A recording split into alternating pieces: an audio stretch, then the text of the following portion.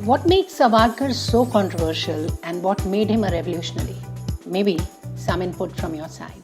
I mean, he was, to those who might not even know, he was someone who founded India's first ever organized secret society, which was called, initially the Rashtrabhakta Samuha, and then it became the Mitra Mela, later rechristened into the Abhinav Bharat, which became quite the fulcrum of revolutionary movement in India in the early 20th century, coordinating across, revolutionary organizations in other parts of India, particularly Bengal and Punjab.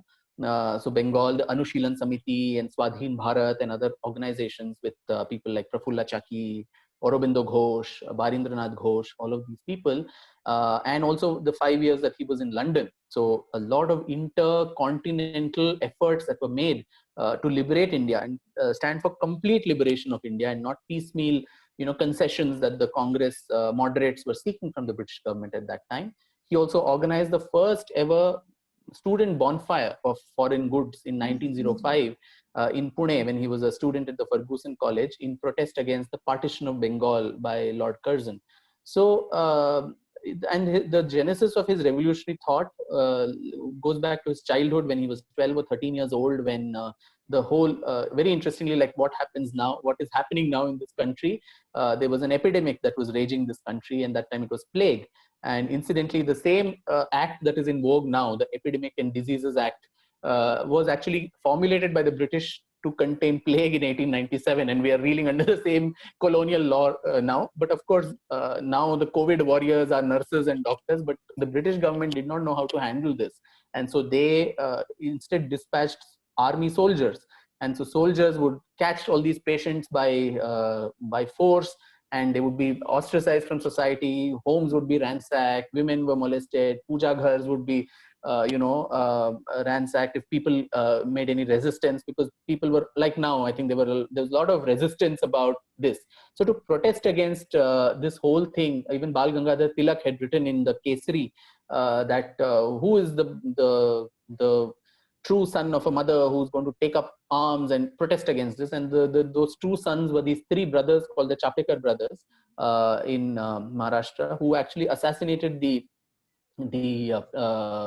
plague commissioner of Pune, and that created a huge stir across India, and they were executed. And young Savarkar saw this, he got so influenced, and in front of the idol of his family deity Ashtabhuja Bhavani, he takes a vow that Shatrus Marta Marta Mare to Zunzain.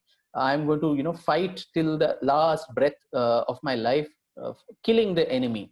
And that becomes the it was not an empty promise that he took in front of the goddess, but something that he lived through the rest of his life, putting his life, his family's lives at stake, and also changing in many ways the course of Indian history.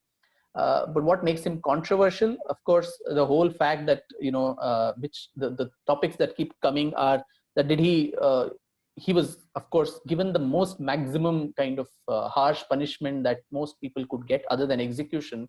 He was given 50 long years of transportation for life or incarceration in Kalapani. So young man of 26 or 27. So for 50 years, if he was to be there and if he was to come out alive, he was to have been released in the year 1960 at the age of 77 or whatever. So the whole idea that he begged for mercy, which was not true. These were petitions that a lot of political prisoners could sign. So these things are invoked, saying he was a coward, he cowered to the British, and then once he came out of the prison on a conditional release, he capitulated. The intense torture that was given to all the prisoners really broke his back, and that's what made him a collaborator of the British.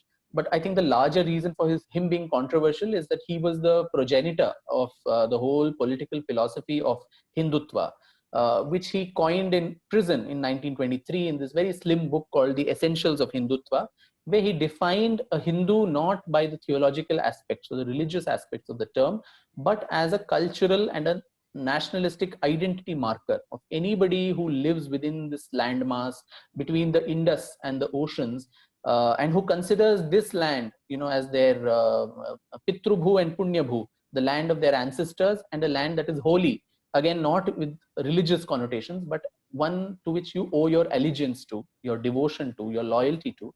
that person is a Hindu, is called a Hindu, not by the religious term, but by you can be of any religion, Jews, Muslims, Parsis, Christians, Jain, Buddhist, Sikh, but your cultural and national identity is that of a Hindu, because this land's essential root is Hindu, was his philosophy, which became the Hindu-ness or the Indian-ness or Bharatiyata, which he termed as Hindutva. And he also made this a very potent political force.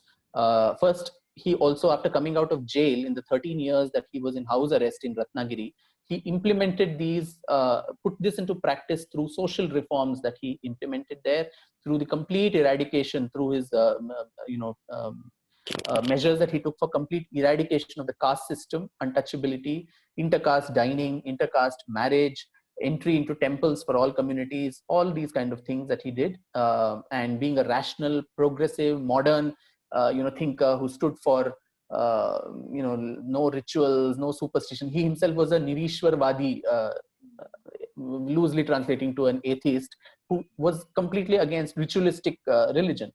And 1937, when he becomes the president of the All India Hindu Mahasabha, for the first time, political Hindutva, comes into vogue, and it is posited as a very important opponent to the Congress philosophy, as also that of the Muslim League, which were the two main poles that time. So the third pole, which kind of gave voice to the Hindu aspirations, was something that Savarkar managed to do. So to some extent, this was a precursor to the Bharatiya Janata Party of today. And it was very well, because it was Savarkar's protege, Shama Prasad Mukherjee, who later broke off from the Hindu Mahasabha and formed the Jan Sangh, which later became the BJP.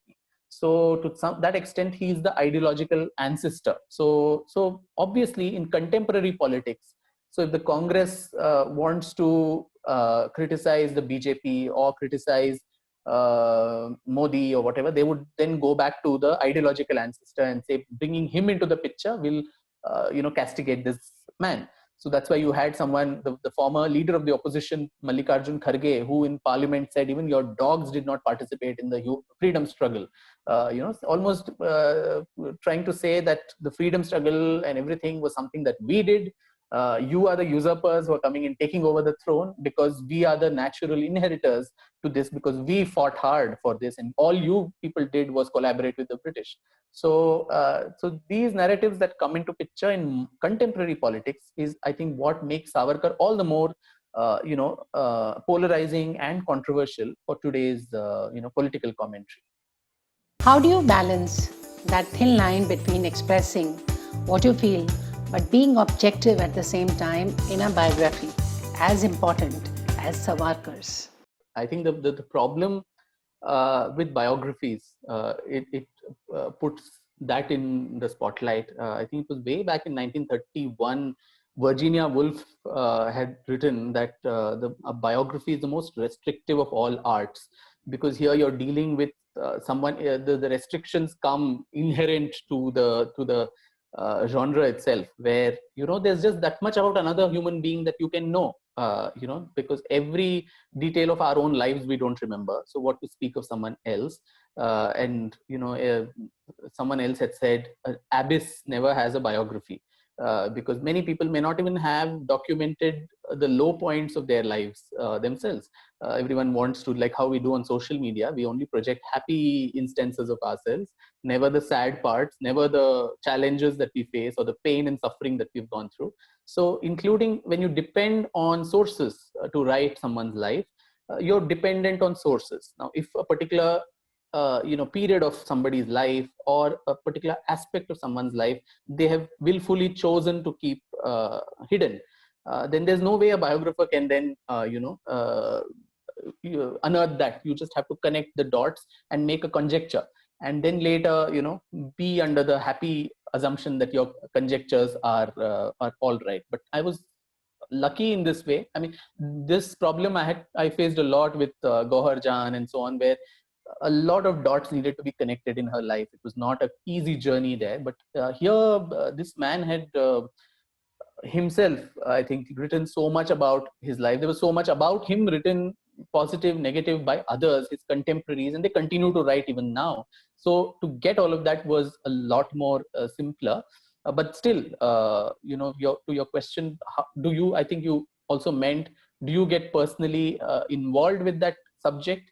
Do you get very emotional about your protagonist? And that is the biggest challenge that a biographer faces. Where I've always likened the writing of a biography to falling in love. So you pick up a subject only because you love the subject so much, or he or she attracts your attention, and then just like it happens in a love affair, you kind of chase your love interest. You stalk, just as you stalk him or her in the real world. In this world, you kind of stalk every little detail, ferret out every letter, information, document related to them. And then in the course of that journey, either the love can fall off when you realize that no, this is not the person I want to be with, or the interest can only deepen. So that's what happens even in the process of writing a biography. But the most important step is, once you've collected all of this and you commit all of that to paper, at that time, it's very important to cut off the emotional cords with it and take a step back. And because otherwise there's a very thin line that separates a biography from a hagiography. So you have to then become a neutral bystander, a third party who's looking at this, and not a player in their life, which you have hitherto been, because you've been privy to all their inner details, which probably they themselves may not know if they are today around. You've seen secret documents, you've seen everything which even they might not know. So the amount of emotional involvement with the person is so intense, but the genre calls upon you to cut off those ties and take a very objective, neutral viewpoint, where you will also have to be critical of some of the steps or things that they did in their life. So that is very important to do, and that step most people forget. It becomes if the biography is being written to deride someone, it becomes like a charge sheet of lots of accusations. Or if it's supposedly with an agenda to eulogize somebody, then it's like a litany of praises and so on. So I think that fine balance is very tough to maintain, which I've tried my best to maintain, and I hope I've succeeded. That's up for the readers to decide. So this aspect is, I think, very, very important to keep in mind.